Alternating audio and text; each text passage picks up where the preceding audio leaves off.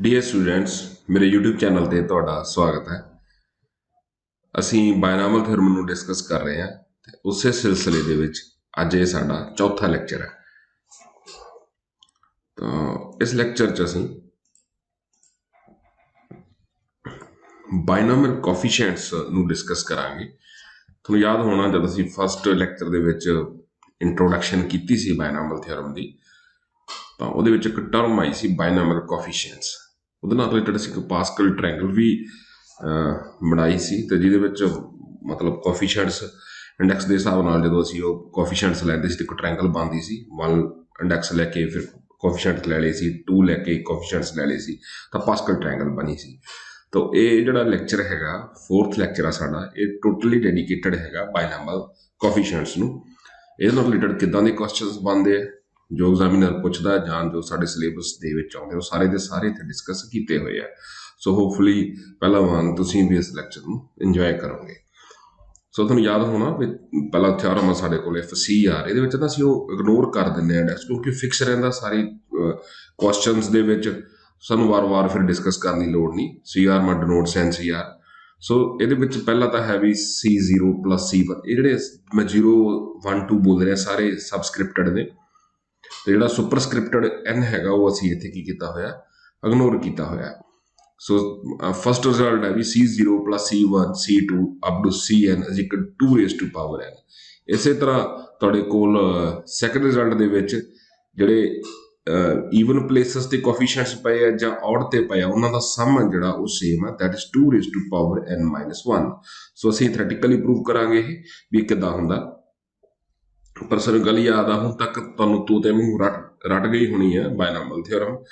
1 + x⁻n, ਇੱਥੇ a ਦੀ ਜਗ੍ਹਾ ਅਸੀਂ 1 ਲੈ ਲਿਆ, ਤਾਂ 1 + x⁻n according to the binomial theorem ਆਹ ਵਾਲੀ ਤੁਹਾਡੇ ਸਟੇਟਮੈਂਟ ਹੁੰਦੀ ਹੈ। ਹੁਣ ਤੁਸੀਂ ਸਿੱਧਾ ਹੀ ਦੇਖ ਲਓ, ਇੱਥੇ ਅਗਰ x ਨੂੰ 1 ਨਾਲ ਰਿਪਲੇਸ ਕਰਦਾ ਤਾਂ 1 + 1 ਸਾਡਾ ਫਸਟ ਰਿਜ਼ਲਟ ਤਾਂ ਸਿੱਧਾ ਹੀ ਪ੍ਰੂਵ ਹੋ ਜਾਂਦਾ। ਸੋ ਟੇਕ x = 1 in 1, so then we will get 2⁻n C0 + C1 + C2 Cn। ਇਹ ਹੋ ਗਿਆ ਹੈ ਨਾ। ਸੋ ਫਸਟ ਰਿਜ਼ਲਟ ਦੇ ਵਿੱਚ ਵੀ ਮਸ਼ੱਕਤ ਨਹੀਂ ਕਰਨੀ ਪਈ, ਜਸਟ ਇੱਕ x = 1 ਫਿਲ ਕੀਤਾ। ਹੁਣ ਕਰਨੀ ਦੂਜੇ 'ਚ ਵੀ ਨਹੀਂ ਪੈਣੀ। ਤੁਸੀਂ ਦੇਖੋ ਵੀ ਜਦੋਂ ਈਵਨ ਤੇ ਔਡ ਪਲੱਸਿਸ ਵਾਲਾ ਕੱਢਾਂਗੇ ਤਾਂ ਸਾਨੂੰ ਵਿੱਚੋਂ ਇੱਕ ਟਰਮ ਐਲੀਮੀਨੇਟ ਕੀਤੀ ਹੋਈ ਹੈ, ਤਾਂ ਕਿਵੇਂ ਕਰਾਂਗੇ, ਥੋੜੇ ਜਿਹੀ ਬਸ ਚੇਂਜਸ ਨੇ। ਇੱਕ ਵਾਰੀ ਫਸਟ ਰਿਜ਼ਲਟ ਆਬਟੇਨ ਕਰਨ ਵਾਸਤੇ ਸਾਨੂੰ ਕੀ ਕਰਨਾ ਪਿਆ ਸੀ, x = 1 ਫਿਲ ਕੀਤਾ ਸੀ ਅਸੀਂ ਕੁਐਸਚਨ ਨੰਬਰ 1 ਦੇ ਵਿੱਚ। ਹੁਣ ਅਸੀਂ x = -1 ਕਰ ਰਹੇ ਹਾਂ, ਤਾਂ ਜਦੋਂ ਕੀਤਾ ਫਿਰ ਇੱਕ ਸਾਈਡ ਤੇ ਤਾਂ 0 ਹੀ ਬਣ ਜਾਣਾ ਸਾਡਾ। ਸੋ 0 ਬਣ ਗਿਆ, 1 - 1, ਤੇ ਦੂਜੇ ਪਾਸੇ ਸਾਈਨ ਅਲਟਰਨੇਟਿਵ ਹੋ ਗਈ, negative positive negative positive negative. ਹੁਣ ਅਸੀਂ ਕੀ ਕਰਾਂਗੇ, ਹੁਣ 2 ਤੇ 3 ਨੂੰ ਐਡ ਕਰਤਾ ਅਸੀਂ। ਇੱਕ ਚ 2 ਦੇ ਵਿੱਚ ਕੀ ਸੀਗਾ, ਆਹ ਵਾਲਾ C0 + C1 + C2 Cn ਤੁਹਾਡੀ ਸਕਰੀਨ ਤੇ ਆ, ਤੇ 3 ਕੀ ਸੀਗਾ ਤੁਹਾਡੇ ਕੋਲ, C0 - C1 + C2 so on = 0। ਹੁਣ ਤੁਸੀਂ ਬੜੀ ਕਲੀਅਰ ਹੀ ਹੈ, ਜਦੋਂ ਤੁਸੀਂ ਇਹਨਾਂ ਨੂੰ ਐਡ ਕਰਨਾ ਹੈ ਨਾ, ਤਾਂ ਜਿਹੜੀਆਂ ਔਡ ਪਲੇਸਿਸ ਤੇ ਟਰਮਸ ਹੈਗੀਆਂ ਉਹ ਕੀ ਹੋਣਗੀਆਂ, ਉਹ ਕੈਂਸਲ ਆਊਟ ਹੋ ਗਈਆਂ ਹੈ ਨਾ।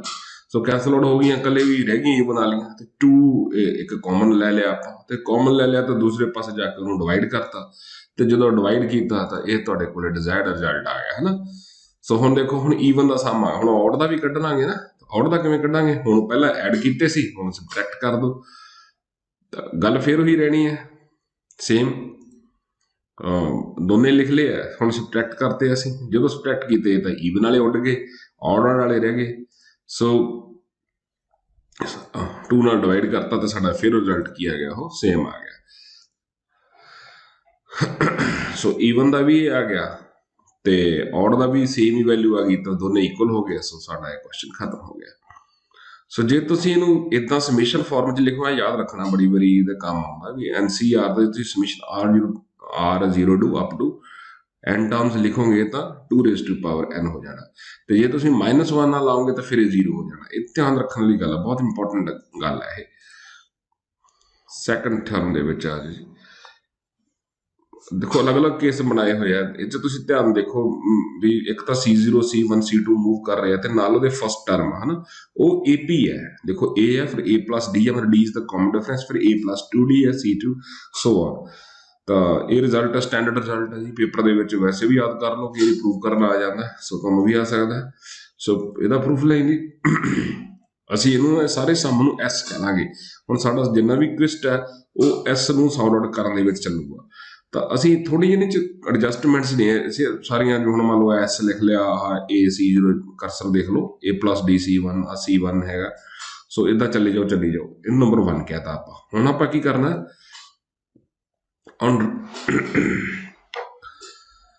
ਤਾਂ ਇਹਨੂੰ ਨਾ ਇਸੇ ਨੂੰ on writing right hand side of the equation 1 in the reverse order. ਹੁਣ ਅਸੀਂ ਇਹਨੂੰ ਕੀ ਕਰਾਂਗੇ, ਰਿਵਰਸ ਆਰਡਰ ਦੇ ਵਿੱਚ ਲਿਖ ਲਾਂਗੇ। ਮਤਲਬ ਜਿਹੜੀ ਸਭ ਤੋਂ ਅਖੀਰ ਤੇ ਅਸੀਂ ਉਹਨੂੰ ਪਹਿਲਾਂ ਤੇ ਲਿਖ ਲਾਂਗੇ, ਸੈਕੰਡ ਲਾਸਟ ਨੂੰ ਦੂਜੇ ਤੇ ਲਿਖ ਲਾਂਗੇ, ਜਿਹੜੀ ਪਿਛਲੇ ਪਾਸੇ ਤੀਸਰੀ ਸੀ, ਇਧਰਲੇ ਪਾਸੇ ਤੀਸਰੀ, ਮਤਲਬ ਸਾਰੇ ਰਿਵਰਸ ਆਰਡਰ ਦੇ ਵਿੱਚ ਲਿਖ ਲਓ। ਹੁਣ ਦੇਖੋ ਆਹ ਵਾਲਾ ਐਸ ਤਾਂ ਸੇਮ ਹੀ ਰਹਿ ਗਿਆ। ਹੁਣ A+ND ਆ ਜਿਹੜੀ ਆ ਸੀ ਲਾਸਟ ਟਰਮ ਸੀ, ਉਹਨੂੰ ਅਸੀਂ ਫਸਟ ਬਣਾਤਾ, ਸੈਕੰਡ ਲਾਸਟ ਨੂੰ ਸੈਕੰਡ ਬਣਾਤਾ। ਸੋ ਚੱਲਦੇ ਗਏ। ਤਾਂ ਜਿਹੜੀ ਇਧਰਲੇ ਪਾਸੇ ਫਸਟ ਸੀ AC0, ਉਹ ਇਧਰਲੇ ਪਾਸੇ ਜਾ ਕੇ ਕੀ ਹੋ ਗਈ, ਲਾਸਟ ਹੋ ਗਈ। ਤਾਂ ਜਿਹੜੀ ਸੈਕੰਡ ਸੀ ਉਹ ਇਦਾਂ ਹੈ ਨਾ। ਹੁਣ ਇਹਦਾ ਬੈਨੀਫਿਟ ਕੀ ਹੋਊਗਾ, ਹੁਣ ਜਦੋਂ ਇਹਨੂੰ ਅਸੀਂ ਨਾ, ਇੱਕ ਸਾਡੇ ਕੋਲ ਕੋਫੀਸ਼ੀਐਂਟਸ ਦਾ ਹੁੰਦਾ। ਹੁਣ ਇੱਥੇ ਫਸਟ ਟਰਮ ਦਾ ਤੁਸੀਂ ਦੇਖੋ ਵੀ AC0 ਸੀ, ਤੇ ਇਹਦੇ ਵਿੱਚ ਫਸਟ ਟਰਮ ਕੋਫੀਸ਼ੀਐਂਟ ਕੀ ਸੀਗਾ, CN ਹੈ ਨਾ। ਸੋ ਹੁਣ ਆਹ result we know that NCR ਦੀ ਇਕੁਅਲ NCR। ਹੁਣ ਇਹ ਰਿਜ਼ਲਟ ਲਾ ਕੇ ਅਸੀਂ ਕੀ ਕਰਾਂਗੇ ਨਾ, ਥੋੜਾ ਰੀਅਰੇਂਜ ਕਰਤਾ। ਤਾਂ ਇਹਦਾ ਮਤਲਬ ਆ ਜਿਹੜਾ CN ਸੀ ਹੁਣ ਕਿਹਦੇ ਇਕੁਅਲ ਹੋ ਗਿਆ, C0 ਦੇ। ਇਸੇ ਤਰ੍ਹਾਂ ਜਿਹੜਾ ਸੈਕੰਡ ਟਰਮ CN-1 ਸੀ ਉਹ C1 ਦੇ ਹੋ ਗਿਆ। ਰਿਜ਼ਲਟ ਕਿਹੜਾ ਯੂਜ਼ ਕਰ ਰਹੇ ਆ, ਉੱਪਰ ਜਿਹੜਾ ਬੱਦਲ ਦੇ ਵਿੱਚ ਸ਼ੋ ਕੀਤਾ ਹੈ ਤੁਹਾਨੂੰ। ਸੋ ਇਦਾਂ ਹੀ ਸੋ ਹੁਣ ਅਸੀਂ ਚੱਲਦੇ ਗਏ, ਤੇ ਐਂਡ ਤੇ ਜਿਹੜਾ ਸੀਗਾ ਸਾਡਾ C0 ਸੀ CN ਬਣ ਗਿਆ। ਹੁਣ ਇਹਦਾ ਬੈਨੀਫਿਟ ਕੀ ਹੋਊਗਾ, ਹੁਣ ਇਹਨੂੰ ਅਸੀਂ 2 ਨੰਬਰ ਕਹਿੰਦੇ। ਹੁਣ ਇਹਨੂੰ ਅਸੀਂ ਐਡ ਕਰ ਦਾਂਗੇ, ਹੈ ਨਾ। ਸਾਰੇ ਲਿਖ ਲਏ ਸੀ। ਹੁਣ ਜਦੋਂ ਅਸੀਂ ਇਹਨੂੰ ਐਡ ਕਰਾਂਗੇ 1 ਤੇ 2 ਨੂੰ ਨਾ, ਤੇ ਕੋਫੀਸ਼ੀਐਂਟਸ ਆ ਦੇਖੋ ਸਾਡੇ ਕੋਲ 1 ਕੀ ਸੀਗਾ, 1 ਆ ਸੀਗਾ ਸਾਡੇ ਕੋਲ, AC0 + A+DC1 so on up to 1। ਤੇ ਐਸ ਕੀ ਸੀਗਾ, ਦਿਸ ਵਨ। ਹੁਣ ਤੁਸੀਂ ਦੇਖੋ, ਜੇ ਤੁਸੀਂ ਕਰਸਰ ਦੇ ਨਾਲ ਨਿਗਾਹ ਰੱਖੋ ਵੀ C0 ਤੇ C1 ਇੱਥੋਂ ਕਾਮਨ ਕੱਢ ਲਾਂਗੇ, ਹੈ ਨਾ। ਇਹਦਾ ਮਤਲਬ A ਤੇ A 2A + ND ਹੋ ਜਾਊਗਾ। ਫਿਰ C1 ਤੇ C1 ਕਾਮਨ ਕੱਢ ਲਾਂਗੇ, ਅੱਗੇ ਨੂੰ ਫਿਰ A ਤੇ A 2A ਹੋ ਜਾਊਗਾ, ਤੇ D ਤੇ -D ਕੈਂਸਲ ਹੋ ਜਾਊਗਾ, ਫਿਰ ND ਰਹਿ ਜਾਊਗਾ। ਸੋ ਇਹ ਬੈਨੀਫਿਟ ਹੋਣਾ ਸਾਰੇ ਦੇ ਵਿੱਚ। ਆ ਦੇਖੋ, ਇਹ ਮੈਂ ਇੱਥੇ ਲਿਖ ਦਿੰਦਾ, ਪੈਰਲਲ ਕਰਕੇ ਲਿਖਾਂਗੇ ਅਸੀਂ। ਸੋ ਆ ਦੋਨੇ ਪੈਰਲਲ ਕਰਕੇ ਲਿਖਤੇ। ਹੁਣ ਤੁਸੀਂ ਕਰਤਾ ਇਹਨਾਂ ਨੂੰ ਐਡ, S ਤੇ S 2S, ਮਤਲਬ ਲੈਫਟ ਹੈਂਡ ਸਾਈਡ ਤੇ 2S ਹੈਗਾ, ਰਾਈਟ ਹੈਂਡ ਸਾਈਡ ਤੇ ਕੀ ਕਰਾਂਗੇ, ਆ ਦੇਖੋ ਬਾਕਸ ਦੇ ਵਿੱਚ ਕਰਤਾ। ਹੁਣ ਇਹਦੇ ਵਿੱਚੋਂ C0 ਨੂੰ ਤੁਸੀਂ ਕਾਮਨ ਕੱਢ ਲਓ, ਕੱਢ ਲਿਆ। ਹੁਣ ਅਗਲੇ ਬਾਕਸ ਦੇ ਵਿੱਚ ਆ ਜਾਓ, ਹੁਣ C1 ਨੂੰ ਕਾਮਨ ਕੱਢ ਲਓ, ਹੈ ਨਾ। ਉਸ ਤੋਂ ਬਾਅਦ ਇੱਦਾਂ ਹੀ ਚੱਲੀ ਜਾਓ, ਚੱਲੀ ਗਏ। ਹੁਣ ਦੇਖੋ ਕੀ ਐਡਵਾਂਟੇਜ ਹੋਇਆ, ਹਰੇਕ ਦੇ ਵਿੱਚ 2A + ND ਬਣ ਗਿਆ। ਇਹ 'ਚ ਵੀ 2A + ND ਬਣ ਗਿਆ ਸੀ, ਉਹਦੇ ਵਿੱਚ ਵੀ 2A + ND ਬਣ ਗਿਆ। ਹੁਣ ਇਹ ਬਣ ਗਿਆ ਤਾਂ ਵੀ ਕਾਮਨ ਲੈ ਲਓ ਸਾਰਾ, 2A + ND, 2A + common direct ਕੀ ਰਹਿ ਗਿਆ, C0 C1 C2 CN। ਅੱਛਾ, ਹੁਣ ਮੈਨੂੰ ਹੁਣੇ ਦੱਸੋ, ਲਾਸਟ ਥਿਓਰਮ ਦੇ ਵਿੱਚ ਇਹ ਜਿਹੜਾ C0 C1 + C2 up to CN, ਇਹਦੀ ਵੈਲਿਊ ਕਿੰਨੀ ਸੀ, 2⁻n ਸੀ ਇਹਦੀ value. So this is nothing but 2⁻n। ਹੁਣ ਫਿਲ ਕਰ ਦੋ। ਤਾਂ ਹੁਣ ਆ ਜਿਹੜਾ 2 ਇਧਰਲੇ ਪਾਸੇ ਲੈਫਟ ਹੈਂਡ ਸਾਈਡ ਦੇ S ਨਾਲ ਲੱਗਿਆ ਹੋਇਆ, ਹੁਣ ਸਾਡੇ ਕੋਲ ਫालतू ਹੋ ਗਿਆ। ਹੁਣ ਇਹਦੇ ਨਾਲ ਡਿਵਾਈਡ ਕਰ ਦੋ। ਜਦੋਂ ਤੁਸੀਂ ਡਿਵਾਈਡ ਕੀਤਾ, S = this one ਹੋ ਗਿਆ। ਸੋ ਅਲਟੀਮੇਟਲੀ ਤੁਹਾਡੇ ਕੋਲ ਜਿਹੜਾ S ਆ ਉਹ ਸਮ ਆ ਉਹ ਕਿਹਦੇ ਇਕੁਅਲ ਹੋ ਗਿਆ, 2A + ND 2⁻n-1। ਸੋ ਇਹ ਸਾਡਾ ਸਟੈਂਡਰਡ ਰਿਜ਼ਲਟ ਐਸਟੈਬਲਿਸ਼ ਹੋ ਗਿਆ ਵੀ ਅਗਰ ਤੁਹਾਡੇ ਕੋਐਫੀਸ਼ੀਐਂਟਸ C0 C1 ਇਦਾਂ ਹੀ ਮੂਵ ਕਰ ਰਹੇ ਆ 1 2 3, ਤੇ ਨਾਲ ਜਿਹੜੇ ਉਹਦੇ ਨਾਲ ਲੱਗੀਆਂ ਟਰਮਸ ਹੈਗੀਆਂ ਉਹ AP ਦੇ ਵਿੱਚ ਨੇ, ਤਾਂ ਸਟੈਂਡਰਡ ਰਿਜ਼ਲਟ ਕੀ ਹੋਊਗਾ, this one। ਹੋਪਫੁਲੀ ਤੁਹਾਨੂੰ ਸਮਝ ਲੱਗ ਗਿਆ ਹੋਣਾ। ਚਲੋ ਹੁਣ ਥੋੜਾ ਵੱਖਰੇ ਨਾਲ ਆ ਗਿਆ, C1 C2 C3। ਹੁਣ ਥੋੜੇ ਵੱਖਰੇ ਤਰੀਕੇ ਨਾਲ ਕਰਾਂਗੇ। ਸੋ ਵੀ ਨੋ ਦੈਟ C0 C1 ਆ ਸੀਗਾ ਸਾਡੇ ਕੋਲ। ਹੁਣ ਤੁਸੀਂ ਇਹ ਵੇਖੋ, ਡੈਰੀਵੇਟਿਵ ਨਹੀਂ ਹੋਇਆ ਹੋਇਆ ਇਸ ਦਾ। ਆ ਵੇਖੋ, ਇਹਦਾ ਡੈਰੀਵੇਟਿਵ ਨਹੀਂ ਹੋਇਆ ਹੋਇਆ। ਇਹ ਡੈਰੀਵੇਟਿਵ ਆਪਾਂ ਕੀਤਾ ਸੀ, ਮੇਰੇ ਕਰਸਰ ਦੇਖੋ। ਹੁਣ ਆਪਾਂ ਕਰਦੇ ਹਾਂ ਗਿਵਨ ਇਕੁਏਸ਼ਨ ਦਾ ਡਿਫਰੈਂਸ਼ੀਏਟ ਕਰ ਦੋ with respect to x। So C0 being a constant 0, ਹੈ ਨਾ, ਕਾਂਸਟੈਂਟ ਦਾ ਡੈਰੀਵੇਟਿਵ 0 ਹੋ ਗਿਆ। ਤੇ ਆ C1x ਦਾ ਡੈਰੀਵੇਟਿਵ ਕਿੰਨਾ ਹੋ ਗਿਆ, C1 ਬਣ ਗਿਆ। C2x ਇਹਦਾ ਡੈਰੀਵੇਟਿਵ ਕਿੰਨਾ ਹੋ ਗਿਆ, 2x, ਹੈ ਨਾ। ਤੇ ਦੂਸਰੇ ਪਾਸੇ ਕੀ ਹੋ ਗਿਆ, nx 1 + x raised to power, ਹੈ ਨਾ। ਸੋ ਇਹਨੂੰ ਸੈਟਵੇਟ ਕਰਕੇ ਲਿਖਤਾ। ਸੋ ਦੈਟ ਸੋ ਇਹ ਤੁਹਾਡੇ ਕੋਲ ਜਿਹੜਾ ਰਿਜ਼ਲਟ ਆ ਉਹ ਐਸਟੈਬਲਿਸ਼ ਹੋ ਗਿਆ। ਜੇਕਰ ਅਸੀਂ x ਦੀ ਜਗ੍ਹਾ 1 ਫਿਲ ਕਰ ਦਾਂਗੇ, ਸੋ ਤੁਹਾਡਾ ਰਿਜ਼ਲਟ ਆ ਜਿਹੜਾ ਇਹ ਬਣ ਜਾਣਾ, ਉਹ ਬਣ ਗਿਆ ਜੀ। ਤੇ ਜੇ ਤੁਸੀਂ x ਦੀ ਜਗ੍ਹਾ -1 ਫਿਲ ਕਰ ਦੋਗੇ ਤਾਂ ਉਹ ਉੱਥੇ 0 ਹੋ ਜਾਣਾ ਹੈ। ਸੋ ਤੁਹਾਡੇ ਕੋਲ ਇੱਕ ਨਵਾਂ ਰਿਜ਼ਲਟ ਆ ਜਾਣਾ, C1 -2 C2 3 C3, ਇਹ ਵੀ ਕੀ ਹੋ ਜਾਂਦਾ, 0 ਹੋ ਜਾਂਦਾ। ਸੋ ਹੁਣ ਇਹਨੂੰ ਸਮੇਸ਼ਨ ਫਾਰਮ ਦੇ ਵਿੱਚ ਲਿਖ ਲਾਂਗੇ ਵੀ ਜੇਕਰ ਤੁਹਾਡੇ ਕੋਲ RNCR ਚੱਲ ਰਿਹਾ ਤਾਂ ਉਹਦੀ ਵੈਲਿਊ ਕਿੰਨੀ ਹੈਗੀ, 2n × 2⁻n। ਬਹੁਤ ਇੰਪੋਰਟੈਂਟ ਆ ਇਹ, ਤੁਹਾਨੂੰ ਧਿਆਨ ਚ ਰਹਿਣਾ ਚਾਹੀਦਾ। ਤੇ ਸੈਕੰਡ ਰਿਜ਼ਲਟ ਉਹੀ ਜੋ ਪਹਿਲਾਂ ਕੀਤਾ ਸੀਗਾ, ਅਲਟਰਨੇਟਿਵ ਸਾਈਨ ਚੱਲ ਰਹੀ ਹੈ ਤਾਂ ਜ਼ੀਰੋ। ਬਹੁਤ ਮੋਸਟ ਇੰਪੋਰਟੈਂਟ ਹੈ ਕਿਸੇ ਵੀ ਐਗਜ਼ਾਮੀਨੇਸ਼ਨ ਪੁਆਇੰਟ ਆਫ ਵਿਊ ਤੋਂ। ਅਗਰ ਬੱਚੇ MCQ ਦੀ ਤਿਆਰੀ ਕਰ ਰਹੇ ਨੇ ਤਾਂ ਇਹ ਜ਼ਰੂਰ ਦੇਖਣ ਉਹ।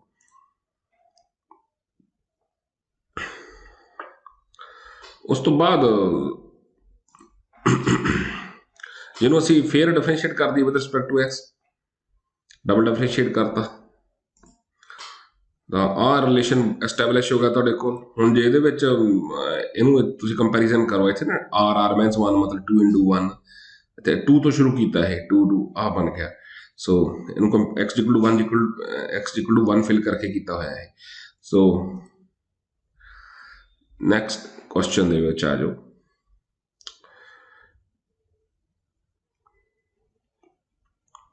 ਹਾਂਜੀ, ਸੋ ਇਹਦਾ ਵੀ ਪ੍ਰੂਫ ਸੇਮ ਹੀ ਹੈ, ਮੈਂ ਥੋੜੀ ਜਿਹੀ ਦਿਮਾਗ ਲਾਉਣਾ ਉੱਥੇ। ਤੁਹਾਨੂੰ ਆ ਦਿੱਤਾ ਹੋਇਆ C0 C1 C8 ਇਹਦੀ ਵੈਲਿਊ C1 2 ਦੀ ਅਸੀਂ ਕੀ ਕੀਤਾ NC ਉਹ ਫੈਕਟੋਰੀਅਲ ਇਹਨੂੰ ਸੌਰੀ ਕੰਬੀਨੇਸ਼ਨ ਦੇ ਸਿੰਬਲਸ ਨੂੰ ਹਟਾਤਾ ਤੇ ਅਸੀਂ ਵੈਲਿਊ ਜਿਹੜੀਆਂ ਲਿਖ ਲਈਆਂ। So multiply and divide with n+1 x ਨੂੰ ਡਿਵਾਈਡ ਕਰ ਦੋ।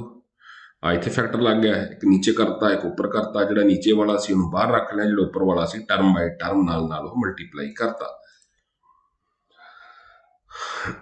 ਸੋ ਹੁਣ ਤੁਹਾਡੇ ਕੋਲ ਉਹ ਨੂੰ ਮੂਵ ਕਰਾਤਾ ਜੀ n+1 ਦੇ ਵਿੱਚ ਇੰਡੈਕਸ ਜਿਹੜਾ ਆ ਦੇਖੋ ਨਾ ਸੁਪਰਸਕ੍ਰਿਪਟ ਹੈਗਾ, ਪਹਿਲਾਂ NCR ਹੁੰਦਾ ਨੂੰ n+1 CH ਕਨਵਰਟ ਕਰਤਾ ਜੀ। ਸੋ ਆ ਤੁਸੀਂ ਇਹਨੂੰ ਅੰਦਰ ਮਲਟੀਪਲਾਈ ਕਰ ਦੋ। ਚਲੋ ਆ ਨੀਚੇ ਲਿਖ ਲਓ। ਹੁਣ ਤੁਸੀਂ ਇਹਨੂੰ ਫਿਰ ਜਿਹੜਾ ਉੱਪਰਲੇ ਦਾ ਰਿਲੇਸ਼ਨ ਦੀ ਵੈਲਿਊ ਇੱਥੇ ਲਿਖੀ ਹੋਈ ਹੈ ਸਾਰੀ, ਕਿਸ ਦੇ ਇਕੁਅਲ ਹੈਗਾ 1 + x raised to power n+1 ਤੇ n+1 ਆ ਗਿਆ। ਹੁਣ ਵੈਲਿਊ ਫਿਲ ਕਰ ਦੋ ਇੱਥੇ। ਸੋ ਉਹ -1 ਸਾਡਾ ਉਸੇ ਤਰ੍ਹਾਂ ਹੀ ਰਹਿ ਗਿਆ ਸੀਗਾ। ਸੋ ਇਹ ਤੁਹਾਡੀ ਰਾਈਟ ਹੈਂਡ ਸਾਈਡ ਬਣ ਗਈ ਹੈ। ਸੋ ਕੋਈ ਇਹਦੇ 'ਚ ਵੀ ਔਖੀ ਗੱਲ ਨਹੀਂ ਸੀਗੀ। ਨੈਕਸਟ ਤੇ ਆਓ ਜੀ। ਹੁਣ ਦੇਖੋ ਕੋ ਮਲਟੀਪਲਾਈ ਹੋਈ ਹੈ C0 CR + C1 CR+1 C2 CR+2 ਤੋਂ ਹੋ ਜੋ ਸ਼ੁਰੂ ਫਿਰ। ਸੋ ਪਹਿਲਾਂ ਇਹਦੇ ਨਾਲ ਕੰਪੈਰੀਜ਼ਨ ਕਰਿਆ ਕਰਾਂਗੇ ਆਪਾਂ, ਮੈਨੂੰ 1 + x raised to power ਇਹਨਾਂ ਤੁਸੀਂ ਲਿਖ ਲਓ, ਖਮੀਚ ਕੇ ਲਿਖ ਲਓ, ਹੈ ਨਾ।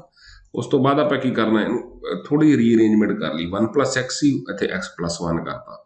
ਸੋ ਲਿਖ ਲਿਆ ਤਾਂ ਤੁਹਾਡਾ ਮਤਲਬ ਰੂਲ ਸ਼ਿਫਟ ਕਰਤੇ ਉਹਨਾਂ ਦੇ। 1 ਤੇ 2 ਨੂੰ ਹੁਣ ਕਰ ਦਿਓ ਤੁਸੀਂ ਮਲਟੀਪਲਾਈ, ਤਾਂ ਇੱਕ ਆ ਬ੍ਰੈਕਟ ਆ ਗਈ, ਫਿਰ ਦੂਸਰੀ ਬ੍ਰੈਕਟ ਲਿਖ ਲਓ। Okay done. ਸੋ ਦੂਸਰੇ ਪਾਸੇ ਕੀ ਆ ਗਿਆ ਸੀ 1 + x raised to power x+1 raised to power n। ਤਾਂ ਇਹ ਬਣ ਗਿਆ ਉਹੀ, ਕਿਉਂਕਿ ਇਹ ਤਾਂ ਇੱਕੋ ਹੀ ਗੱਲ ਹੈ 1 + x raised to power 2 ਹੈ। ਹੁਣ ਤੁਸੀਂ ਕੀ ਕਰਨਾ ਹੈ x raised to power n+r ਦੇ ਕੋਫੀਸ਼ੀਐਂਟ ਕੰਪੇਅਰ ਕਰਨੇ ਉਹਨੂੰ ਬੋਥ ਸਾਈਡਸ। ਇੱਥੇ ਥੋੜਾ ਧਿਆਨ ਦੇਣ ਵਾਲੀ ਗੱਲ, ਕਿੱਥੋਂ ਆਊਗਾ ਨਾ। ਹੁਣ x raised to n+ ਇੱਥੇ n - r ਹੈ ਨਾ। ਆਹ ਵੇਖੋ ਇੱਥੇ ਮੇਰਾ ਕਰਸਰ ਦੇਖੋ, ਇੱਕ ਆਹ ਵਾਲੀ ਟਰਮ ਹੈ ਨਾ, ਆਹ ਵਾਲੀ n - r। ਹੁਣ ਜਦੋਂ ਇਹਦੇ ਨਾਲ x ਮਲਟੀਪਲਾਈ ਹੋਊਗਾ, ਮਤਲਬ C1 ਵਾਲੀ ਟਰਮ ਮਲਟੀਪਲਾਈ, ਉਦੋਂ ਹੀ ਇੱਥੇ n - r ਬਣੂਗਾ ਨਾ। ਇਸੇ ਤਰ੍ਹਾਂ n+r ਦੀ ਗੱਲ ਕਰਾਂਗੇ ਆਪਾਂ। ਸੋ ਇਹ ਕੰਪੈਰੀਜ਼ਨ ਇਦਾਂ ਹੀ ਕਰਾਂਗੇ, ਦੇਖਦੇ ਆਪਾਂ ਨੈਕਸਟ ਸਲਾਈਡ ਦੇ ਵਿੱਚ। ਸੋ ਕੰਪੈਰੀਜ਼ਨ ਕਰਨ ਤੋਂ ਬਾਅਦ C0 CR C1 r+1 ਤੁਹਾਡੇ ਕੋਲ ਟਰਮਸ ਆ ਗਈਆਂ। ਹੁਣ ਜੇ ਚਾਰਜ ਇਕੁਅਲ ਟੂ 0 ਫਿਲ ਕਰ ਦਈਏ ਤਾਂ ਕਰੋ, ਫਿਰ ਕਿੱਥੋਂ ਬਣ ਜੂਗਾ। ਆ 0 ਕੀਤਾ ਸੀ C0 ਦਾ ਸਕੇਅਰ, C1 ਦਾ ਸਕੇਅਰ, ਤੁਹਾਡੇ ਕੋਲ ਆਹ ਰਿਲੇਸ਼ਨ ਐਸਟੈਬਲਿਸ਼ ਹੋ ਗਿਆ। ਜੇ ਤੁਸੀਂ r1 = 1 ਫਿਲ ਕਰੋਗੇ ਤਾਂ ਤੁਹਾਡੇ ਕੋਲ ਜਿਹੜਾ ਰਿਲੇਸ਼ਨ ਆ this one C0 C1 C2 ਕਰ ਦੋਗੇ। ਇਸੇ ਤਰ੍ਹਾਂ ਤੁਸੀਂ ਕਰੋਗੇ ਤਾਂ ਕੁਐਸਚਨ ਸੋਲਵ ਹੋਈ ਜਾਣੇ ਜੋ ਪੁੱਛਿਆ ਹੈ ਨਾ। ਸੋ ਉਸ ਤੋਂ ਬਾਅਦ ਫਿਰ ਕੁਝ ਹੋਰ ਕੁਐਸਚਨਸ ਕਰਦੇ ਹਾਂ ਜੀ ਆਪਾਂ। ਹੁਣ ਪਹਿਲਾਂ ਤਾਂ ਸਟੈਂਡਰਡ ਰਿਜ਼ਲਟ ਕਰ ਰਹੇ ਸੀ ਆਪਾਂ, ਥਿਓਰਮਸ ਕਰ ਰਹੇ ਸੀਗੇ। ਹੁਣ ਉਹਨਾਂ ਜਿਹੜੇ ਆਪਾਂ ਰਿਜ਼ਲਟ ਡਿਸਕਸ ਕਰਕੇ ਆਏ ਜਾਂ ਥਿਓਰਮਸ ਕਰਕੇ, ਉਹਨਾਂ ਦੇ ਬੇਸ ਦੇ ਉੱਤੇ ਕੁਐਸਚਨ ਕਰਾਂਗੇ ਉਹਨਾਂ ਰਿਜ਼ਲਟਸ ਨੂੰ ਯੂਜ਼ ਕਰਕੇ ਜੋ ਆਪਾਂ ਪਹਿਲਾਂ ਕਰਕੇ ਆਏ ਹਾਂ। ਸੋ ਪਹਿਲਾ ਹੀ ਕੁਐਸਚਨ ਆ ਜੀ very short, C0 + 2 C1 2 square C2 2 raised to power n CN, ਹੈ ਨਾ। ਪ੍ਰੂਫ ਕਿਹਦੇ ਇਕੁਅਲ ਕਰਨਾ 3 raised to power n ਦੇ। ਸੋ ਆਪਾਂ ਕੀ ਕਰਦੇ ਹਾਂ ਵੀ ਸਭ ਤੋਂ ਪਹਿਲਾਂ ਤਾਂ ਸਾਨੂੰ ਆਹ ਪਤਾ ਵੀ 1 + x ਦਾ ਰਿਜ਼ਲਟ ਹੈਗਾ ਜੀ, ਇਹਦੇ 'ਚ ਕੋਈ ਦਿੱਕਤ ਵਾਲੀ ਗੱਲ ਨਹੀਂ। ਹੁਣ ਮੈਨੂੰ 3n ਸੀ ਨਾ, x ਦੀ ਵੈਲਿਊ 2 ਫਿਲ ਕਰ ਦਿਓ। ਹੁਣ ਤੁਸੀਂ ਦੇਖੋਗੇ ਇੱਥੇ C0 ਤਾਂ C ਰਹਿ ਗਿਆ, ਇੱਥੇ 2 ਫਿਲ ਕੀਤਾ, ਆ 2C1 ਬਣ ਜਾਊਗਾ। ਕਰਸਰ ਦੇਖੀ ਜਾਇਆ ਕਰੋ, x² ਮਤਲਬ 2² ਤੇ ਇੱਥੇ 2 raised to power n 2+1 direct result ਆ ਗਿਆ। ਹੁਣ ਦੇਖਣ ਜਾਇਆ ਲੱਗਦਾ ਸੀ ਪਤਾ ਨਹੀਂ ਕੀ ਇੱਥੇ ਤੋਪ ਚਲਾਉਣੀ ਪੈਣੀ ਹੈ, ਪਰ ਇਦਾਂ ਦਾ ਕੁਝ ਨਹੀਂ ਸੀਗਾ। x = 2 ਫਿਲ ਕੀਤਾ, ਸਾਡਾ ਰਿਜ਼ਲਟ ਸੀ ਬੈਨਾਮਲ ਥਿਓਰਮ ਤੋਂ ਡਰਾਈਵ ਕੀਤਾ ਸੀਗਾ, ਡਾਇਰੈਕਟ ਰਿਜ਼ਲਟ ਆ ਗਿਆ। 2 ਲਾਈਨਾਂ ਦੇ ਵਿੱਚ ਤੁਹਾਡਾ ਕੁਐਸਚਨ ਜਿਹੜਾ ਖਤਮ ਹੋ ਗਿਆ।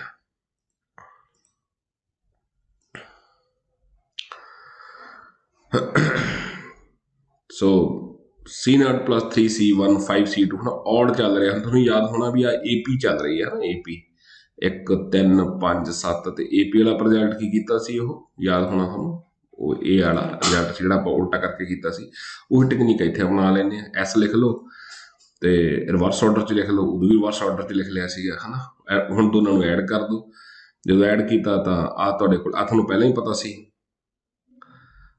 ਅੱਜ ਮੈਂ ਇੱਥੇ CNC ਦਾ C0 ਕਰਤਾ, CN ਮਾਈਨਸ ਨੂੰ C1 ਕਰਤਾ, C0 ਨੂੰ CN ਕਰਤਾ। ਹੁਣ 1 ਤੇ 2 ਨੂੰ ਐਡ ਕਰੋ। ਜਦੋਂ 1 ਤੇ 2 ਨੂੰ ਐਡ ਕੀਤਾ ਤੇ S ਤੇ ਆਰਗੂਮੈਂਟ ਦੇਤਾ ਜੀ ਵੀ C0 ਇਕੁਅਲ ਟੂ CN ਹੁੰਦਾ, C1 CN ਮਾਈਨਸ 1 ਹੁੰਦਾ, CR equal to CN minus 1 ਹੁੰਦਾ। ਸੋ ਉਸ ਤੋਂ ਬਾਅਦ ਕੀ ਹੋਇਆ ਵੀ ਜਦੋਂ ਇਹਨੂੰ ਆਪਣਾ ਐਡ ਕਰਤਾ 1 ਤੇ 2 ਨੂੰ, ਜਿਵੇਂ ਆਪਾਂ ਉਸ ਰਿਜ਼ਲਟ 'ਚ ਕੀਤਾ ਸੀ, ਤੁਹਾਡੀ ਸਕਰੀਨ ਤੇ ਫਲੋਟ ਹੋ ਰਿਹਾ ਪਹਿਲਾ ਰਿਜ਼ਲਟ, ਫਿਰ ਦੂਸਰਾ ਰਿਜ਼ਲਟ। ਜਦੋਂ ਤੁਸੀਂ ਦੋਵਾਂ ਨੂੰ ਐਡ ਕੀਤਾ ਤਾਂ S ਤੇ S 2S ਹੋ ਗਿਆ। ਫਸਟ ਟਰਮ ਦੇ ਵਿੱਚ 2n plus 2 ਹੋ ਗਿਆ, ਦੂਸਰੇ ਦੇ ਵਿੱਚ ਵੀ 2n plus 2, ਸਾਰਿਆਂ ਦੇ ਵਿੱਚ 2n plus 2 ਤੁਸੀਂ ਕੀ ਕਰੋ, ਕਾਮਨ ਲੈ ਲਓ, ਜਿਵੇਂ ਆਪਾਂ ਪਹਿਲਾਂ ਕੀਤਾ ਸੀ। ਹੁਣ ਵੈਕਟਰ ਦੇ ਵਿੱਚ ਕੀ ਰਹੇਗਾ ਤੁਹਾਡੇ ਕੋਲੇ, C0 plus C1 so on, CN minus 1 plus CN। ਅੱਗੇ ਚਲੋ, ਉਸ ਤੋਂ ਬਾਅਦ ਇਹਦੀ value C0 plus C1, CN ਦੀ ਵੈਲਿਊ ਕਿੰਨੀ ਸੀ, 2 raised to power n, 1 2 cancel ਹੋ ਗਿਆ, S ਦੀ ਵੈਲਿਊ ਤੁਹਾਡੇ ਕੋਲ ਆ ਗਈ। ਬਿਲਕੁਲ ਸ਼ਾਨਦਾਰ ਰਿਜ਼ਲਟ, ਬਿਲਕੁਲ ਥਿਓਰਮ ਵਾਂਗ ਤੁਹਾਡੇ ਕੋਲ ਆ ਗਿਆ। ਬਸ ਤੁਸੀਂ ਆਇਡੈਂਟੀਫਾਈ ਕਰ ਲੈਣਾ ਵੀ ਜਦੋਂ ਨਾਲ ਵਾਲੀਆਂ ਟਰਮਸ AP 'ਚ ਆ ਜਾਣ, 1 3 5, ਉੱਥੇ 1 2 3 6, ਕੋਈ ਵੀ ਇਦਾਂ ਦੀ ਤੁਹਾਡੇ ਕੋਲ ਆ ਸਕਦੀ ਹੈ, ਤਾਂ ਉਹਨੂੰ ਫਿਰ ਉਸੇ ਤਰ੍ਹਾਂ ਡੀਲ ਕਰ ਲੈਣਾ ਆਪਾਂ। ਸੋ ਨੈਕਸਟ ਕੁਐਸਚਨ ਹੈ ਜੀ, 0 ਦੀ ਇਕੁਅਲ ਕਰਨਾ C0 ਮਾਈਨਸ C1। ਦੇਖੋ ਇਹਨੂੰ ਕਿਵੇਂ ਕਰਦੇ ਆਪਾਂ। ਅੱਗੇ ਵਾਂਗੂ ਇਹਨੂੰ ਲਿਖ ਲਓ, ਲੈਫਟ ਹੈਂਡ ਸਾਈਡ। ਬਹੁਤ ਟ੍ਰਿਕੀ ਕੁਐਸਚਨ ਆ। -1 ਇਹਨੂੰ ਨਾ ਲਿਖ ਲਓ ਸਮੇਸ਼ਨ ਫਾਰਮ ਦੇ ਵਿੱਚ ਲਿਖ ਲਓ, 3R plus 1CR।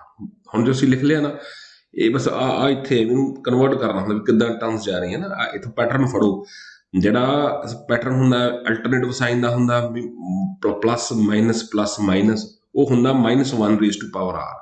ਇਹ ਖਤਮ ਹੋ ਗਿਆ, R ਕਿੱਥੋਂ ਸ਼ੁਰੂ ਕਰਨੀ ਹੈ, ਕਿਉਂਕਿ ਪਾਸਟ ਆਫ ਦੀ 0 ਤੋਂ ਕਰ ਲਓ। ਫਿਰ ਅਗਲਾ ਪੈਟਰਨ ਕਿਵੇਂ ਫੜਨਾ ਹੈ ਵੀ 1 4 7 ਹੈ ਨਾ। ਤਾਂ ਫਸਟ ਟਰਮ ਕਿੰਨੀ ਉਹਦੇ ਵਿੱਚ 1 ਹੈ, ਤੇ ਕਾਮਨ ਡਿਫਰੈਂਸ ਕਿੰਨਾ ਚੱਲ ਰਿਹਾ ਉਹਦੇ ਵਿੱਚ, 3 ਦਾ ਚੱਲ ਰਿਹਾ। ਤਾਂ ਉਹਦੀ TN ਵਾਲੀ ਕੀ ਹੁੰਦੀ ਹੈ ਸਾਡੇ ਕੋਲ, A plus N minus D ਵਾਲੀ ਹੁੰਦੀ, ਉਹ ਫਿਲ ਕਰਾਂਗੇ ਆਪਾਂ, ਤਾਂ 3R plus 1 ਬਣ ਗਈ ਹੈ ਨਾ। ਸੋ 1 4 7 10 ਮਤਲਬ AP ਸੀਗੀ।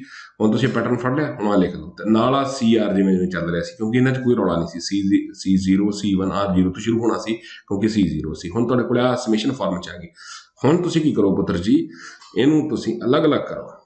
ਸੋ ਇੱਕ ਤਾਂ ਕੀਤਾ 3R ਤੇ ਚਲਾ ਗਿਆ, ਦੂਸਰਾ ਆ ਹੋ ਗਿਆ। ਹੁਣ ਇਹਦੇ ਵਿੱਚ 3 ਕਾਂਸਟੈਂਟ ਹੈ, ਇਹਨੂੰ ਵੀ ਸਮੇਸ਼ਨ ਤੋਂ ਬਾਹਰ ਲੈ ਜਾਾਂਗੇ ਆਪਾਂ। ਸੋ 3 ਨੂੰ ਬਾਹਰ ਲੈ ਕੇ ਬੀਇੰਗ ਅ ਕਾਂਸਟੈਂਟ ਆ 3 ਬਾਹਰ ਆ ਗਿਆ, ਤੇ ਵਿਚਕਾਰ ਸਿੰਬਲ ਪਲੱਸ ਦਾ ਸੀਗਾ, ਤੇ ਆ ਸਮੇਸ਼ਨ ਹੋ ਗਿਆ। ਹੁਣ ਪਿਛਲੇ ਰਿਜ਼ਲਟਸ ਤੇ ਨਿਗਾਹ ਮਾਰੋ, ਆ ਸਮੇਸ਼ਨ ਦੀ ਵੈਲਿਊ ਵੀ 0 ਹੁੰਦੀ ਹੈ, ਤੇ ਦੂਸਰੇ ਸਮੇਸ਼ਨ ਦੀ ਵੈਲਿਊ ਵੀ 0 ਹੁੰਦੀ ਹੈ। ਆ ਦੇਖੋ ਫਲੋਟ ਹੋ ਗਿਆ ਨਾ। ਸੋ ਇਹਦੀ ਵੀ 0 ਸੀ ਤੇ ਦੂਸਰੇ ਦੀ ਵੀ 0 ਸੀ। ਸੋ 0 plus 0 0। ਸੋ ਇਹ ਸਾਰੀ ਪ੍ਰੈਕਟਿਸ ਆ ਪੁੱਤਰ। ਅੱਗੇ ਆਓ ਜੀ, ਕੁਐਸਚਨ R ਸਕੁਅਰ ਦੀ ਗੱਲ ਆ ਗਈ, NN plus 1 2 raised to power n plus 2। ਚਲੋ ਹੁਣ ਫਿਰ ਉਦਾਂ ਹੀ ਥੋੜਾ ਟ੍ਰਿਕੀ ਵੇ ਨਾਲ ਕਰਾਂਗੇ ਸਮੇਸ਼ਨ ਦੇ ਫਾਰਮ ਦੇ ਵਿੱਚ। ਸੋ R ਸਕੁਅਰ ਨੂੰ ਤੁਸੀਂ ਕੀ ਲਿਖ ਸਕਦੇ ਹੋ, ਤੁਸੀਂ ਇਹ 'ਚ ਇੱਕ R ਘਟਾ ਦਿਓ ਤੇ ਇੱਕ ਜੋੜ ਦਿਓ। ਜਦੋਂ ਇੱਕ R ਜੋੜਤੀ ਤੇ ਇੱਕ ਘਟਾਤੀ, ਆ ਬਣ ਜਾਣਾ ਉਹਨੇ, ਹੈ ਨਾ। ਸੋ ਹੁਣ ਇਹਨੂੰ ਕੀ ਕਰੋ, ਸਮੇਸ਼ਨ ਨੂੰ ਅਲੱਗ-ਅਲੱਗ ਕਰ ਦਿਓ, RMS CR ਤੇ ਆ RCR। ਹੁਣ ਇਹਦੇ ਸਮੇਸ਼ਨ ਆਪਾਂ ਲਿਖਾ ਕੇ ਆਏ ਸੀ ਜਦੋਂ ਆਪਾਂ ਥਿਓਰਮਸ ਕੀਤੀਆਂ ਸੀ ਨਾ। ਸੋ ਇਹਦੀਆਂ ਯਾਦ ਕਰੋ ਕੀ ਸੀਗਾ, 1 ਮਿੰਟ ਰਿਕਾਲ ਕਰੋ ਇਹਦੀਆਂ ਵੈਲਿਊਜ਼।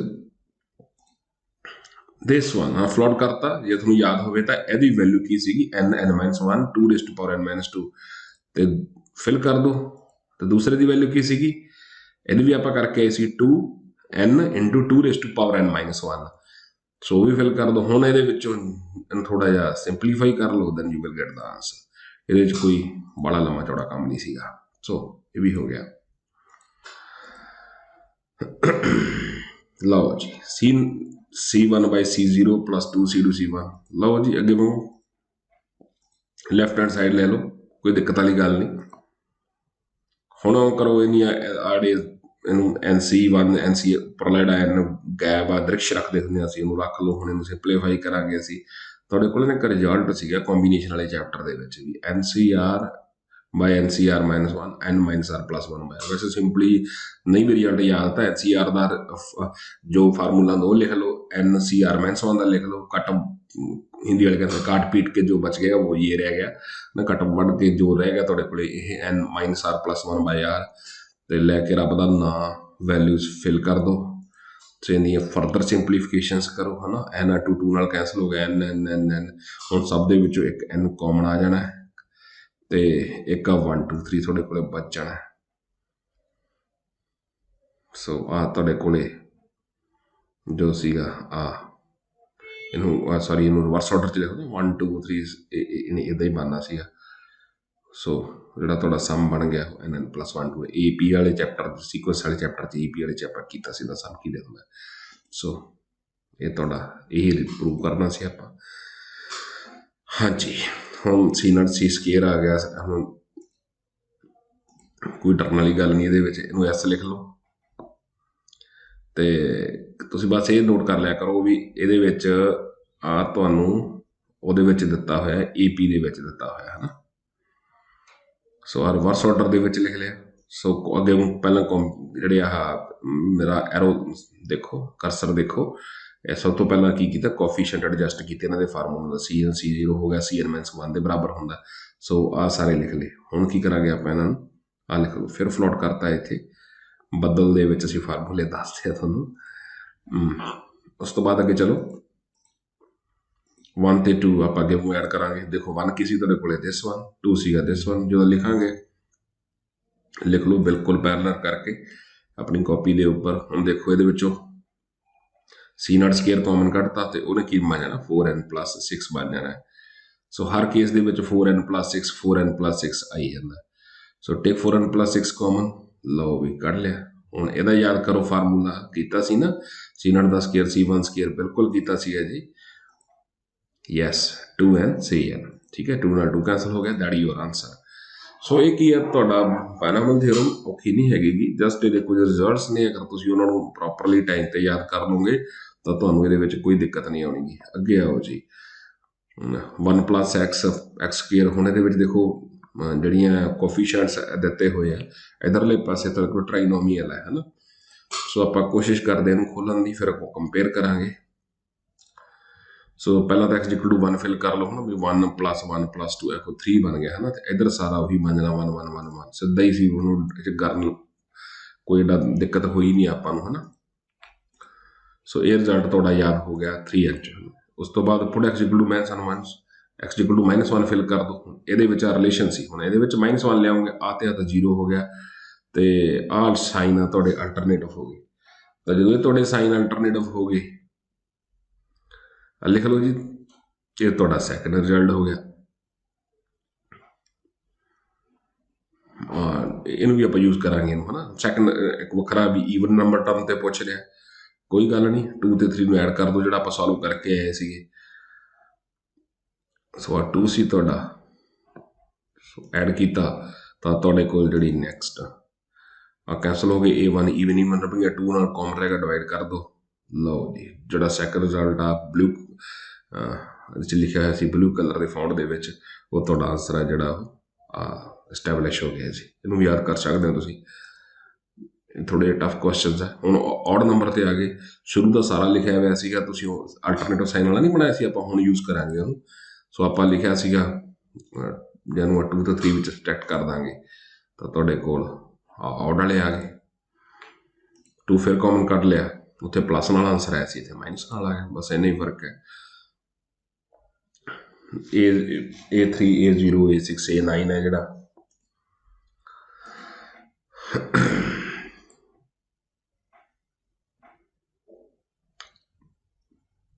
ਹਾਂਜੀ 1 + ω+ω²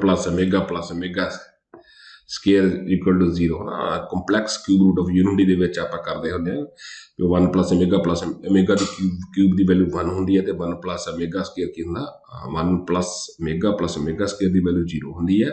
ω³ ਕਿੰਨਾ ਹੁੰਦਾ 1 ਹੁੰਦਾ। ਤਾਂ ਦੋ ਰਿਜ਼ਲਟ ਆਪਾਂ ਯਾਦ ਕਰ ਲਏ ਤੇ ਇਹਨੂੰ ਫਿਲ ਕਰ ਦਿਓ। ਜਦੋਂ ਇਹਨੂੰ ਫਿਲ ਕੀਤਾ ਤੇ ਕਰਦੇ ਗਏ ਸਾਰੀਆਂ ਵੈਲਿਊਜ਼ ਜਿਹੜੀਆਂ, ਫਿਰ ਇੱਕ ਵਾਰੀ ω ਕਰਤਾ, ਇੱਕ ਵਾਰੀ ω² ਕਰਤਾ, ਕਿਉਂਕਿ ω ਦੀ 4 ਬਣਨਾ ਸੀ, ਉਹਨੇ ਫਿਰ 1 ਬਣ ਜਾਣਾ ਸੀਗਾ। ਸੋ ਤੁਹਾਡੇ ਕੋਲ ਇਹ ਦੋਨੇ 4 ਤੇ 5 ਆਪਾਂ ਬਣਾ ਲਿਆ। ਹੁਣ हुणे 2 4 5 सारिਆਂ ਨੂੰ ऐड कर दो, सारे रिजल्ट इत्थे लिख लिए पैरेलल करके। तो देखो एक दे विच A0 ये 3A0 बन गया, A1 कढांगे 1 ओमेगा मेगा स्केयर है, ये 0 बन जूगा। तो आ फिर इदां दा जो तुसीं करी जावांगे।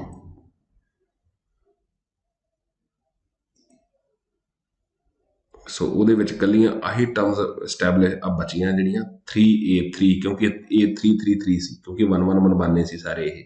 ਸੋ ਬਾਕੀ ਸਾਰੀਆਂ 0 ਹੋ ਗਈਆਂ। ਹੁਣ 3 ਇਹਨਾਂ ਚੋਂ ਕਾਮਨ ਕੱਢ ਲਓ ਤਾਂ A0 A3 A6 ਇਹ ਸਰਵਾਈਵ ਕਰ ਗਈਆਂ ਸੀ, ਬਾਕੀ ਸਭ 0। ਆ ਤੁਹਾਡਾ ਜ਼ੈਡ ਰਿਜ਼ਲਟ ਹੈ ਜਿਹੜਾ ਜੀ ਆ ਗਿਆ। ਅੱਗੇ ਆਓ ਜੀ।